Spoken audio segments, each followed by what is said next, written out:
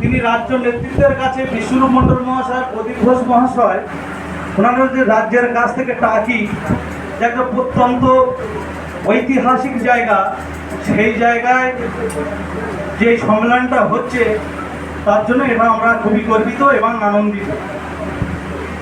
সেই জন্য আমরা চাইব এটা আমাদেরও সম্মানের ব্যাপার, রাজ্যের সংগঠনের যেমন সম্মানের ব্যাপার, আমাদেরও সম্মানের ব্যাপার। যেহেতু আমাদের জেলায় হচ্ছে, তার জন্য আমাদেরকে স্বতঃস্ফূর্তভাবে নেতৃত্বের নির্দেশ মোতাবেক আমাদের কিন্তু ঝাঁপিয়ে পড়ছে।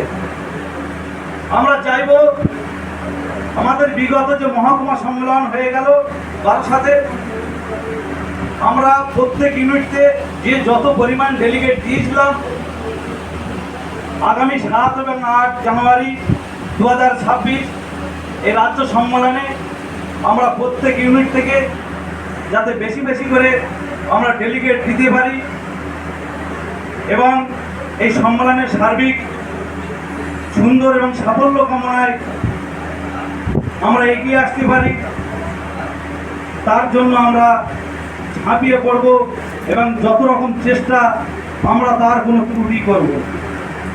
আমরা চাইব আমাদের 88 জন ছিল, আমরা সেঞ্চুরি পার করে দেওয়ার জন্য হাওড়া ইউনিট আমরা চেষ্টা করি।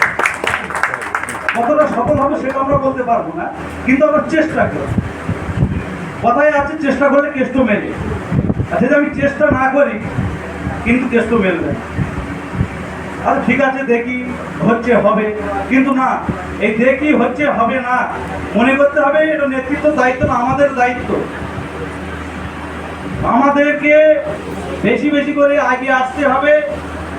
আমরা যদি আগে আসি, আগামী দিন এর থেকে বড় বড় সম্মেলন আমরা পাবো বা অনুষ্ঠান পাবো।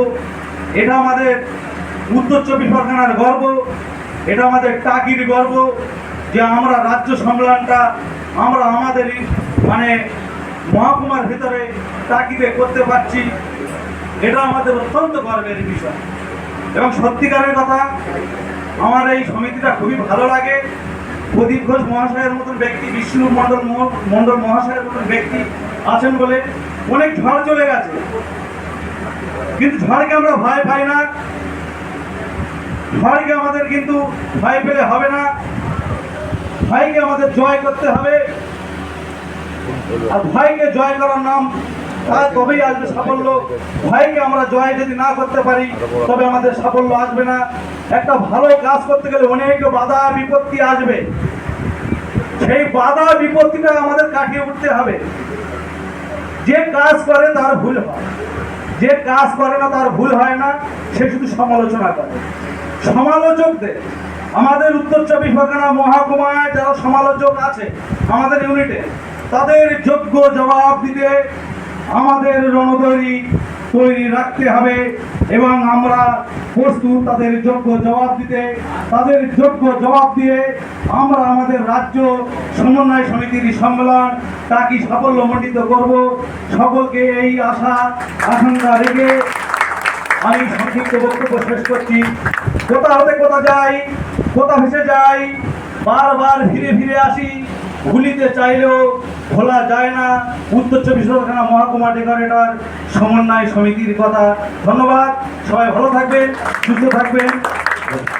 ডেকোরেটর সমন্বয় সমিতি ঐক্য জিন্দাবাদ।